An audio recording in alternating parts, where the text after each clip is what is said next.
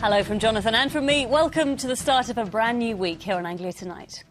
First, the deal that secured the future of the British Grand Prix in our region. After months of uncertainty came the news that Silverstone will stage the historic race for the next 17 years. It should pump a massive £54 million a year into the economy, and 95% of that will be spent within a 60-mile radius of the Northamptonshire circuit. Well, let's join Rhiannon Mills now at Silverstone. Rhiannon, fantastic news. What a relief. Well, yeah, I'm here at the White Horse pub in Silverstone, and the decorations, well, they're up for different type of celebrations. But here they're celebrating tonight, just like they are across the rest of Northamptonshire, at the news that the home of British motor racing just up the road, the Silverstone circuit, is once again going to be home to the British Grand Prix. It's been a real roller coaster over the last few months as to whether or not that deal was going to be signed. Today, though, it has been announced that the race is going to be back for the next 17 years. It's going to cost £310 million, but people are pretty excited about it. Gentlemen like this gentleman here, how are you feeling about it? I'm very excited. It's great. It's great for British motor racing. It's great for the local economy. It's the best Grand Prix in the world. It's at the best circuit in the world. And he's certainly not the only one who's excited to see it back. The fans, the glamour, and some of the fastest drivers on the planet. For years, this has been summer for Silverstone, and now the British Grand Prix is back. It was Damon Hill, the president of the British Racing Drivers Club, who announced the news at a press conference in London. So this announcement is tremendous news. It really does cement Silverstone, and it's incredibly satisfying for the BRDC to have been able to extend that relationship with Formula One. At the White Horse at Silverstone, they'd started celebrating before I even got there. In that one race weekend, they sell more than 12 weeks' worth of beer. Here we go. Whoa! Whoa! While at Whittlebury Park, any celebrations had to be cut short by all the fans desperate to book their camping. If I get the details for the prices, OK, that's the best thing for you. It's excellent news. I mean, we've kind of been hoping for it. We've all had our fingers crossed. The girls have been working really hard, getting all the press ready, and the phones are going absolutely nuts. So we're all really, really happy about it, yeah. Some of the biggest names in the sport were also pleased to see the race saved. My reaction is one of absolute euphoria.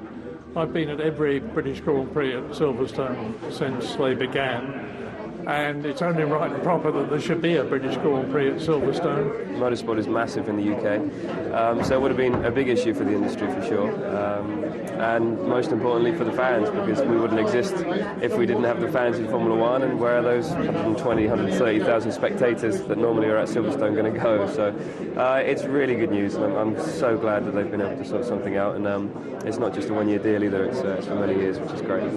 The British Grand Prix is the oldest race on the Formula One calendar. The first one was held here back in 1948. Since then, they've had more than 60 very successful years, although they have had their problems. Who can forget that mud bath back in 2000? And of course, it was in the summer of 2008 that they were told that it was Donington Park that was getting the rights to the Formula One race.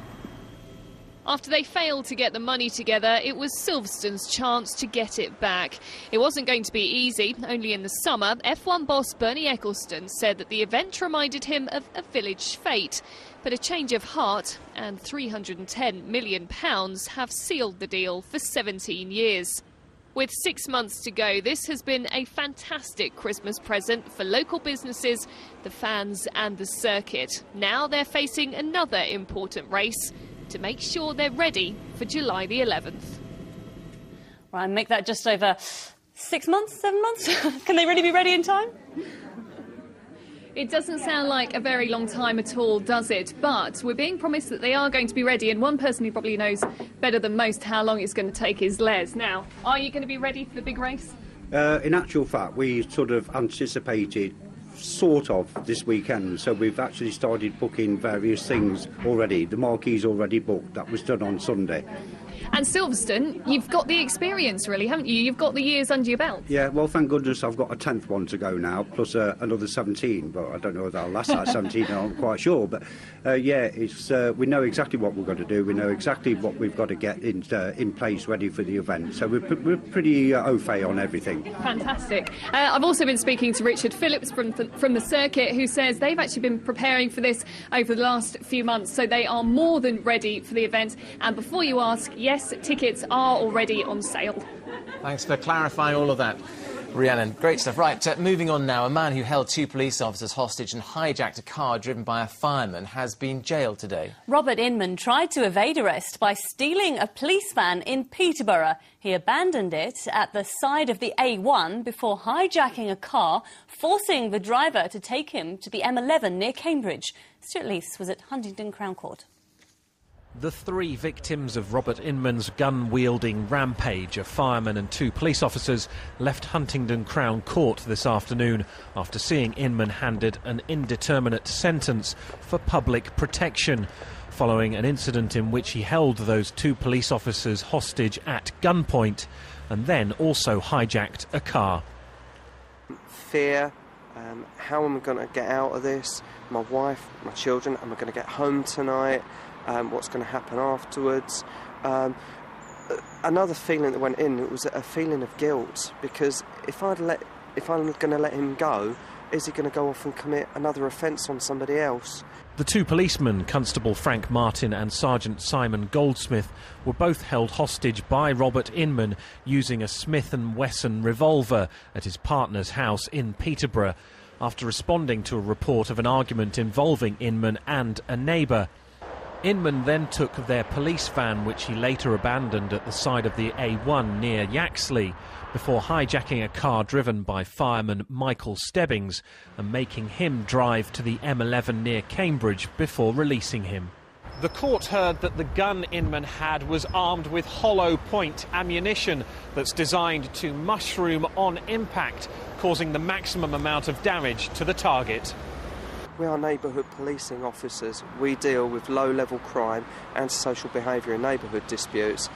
To have an incident like that and somebody put a gun in your face and the thought of being in the hopeless expectation of death, if something didn't go our way, is just unbearable. Inman was later arrested by armed police at a house in Haverhill in Suffolk, a moment that was captured on a mobile phone camera. The court heard that he was already wanted for failing to attend a fraud trial and that he did not trust the police and was somehow hoping to evade arrest. Sentencing Inman Judge Nicholas Coleman said it was an utterly terrifying episode for all 3 men who were confronted by you, and he added that Inman posed a significant risk to the public. Inman won't be considered for parole until 7 years of his sentence have passed. Stuart Leiths, Anglia News, Huntingdon.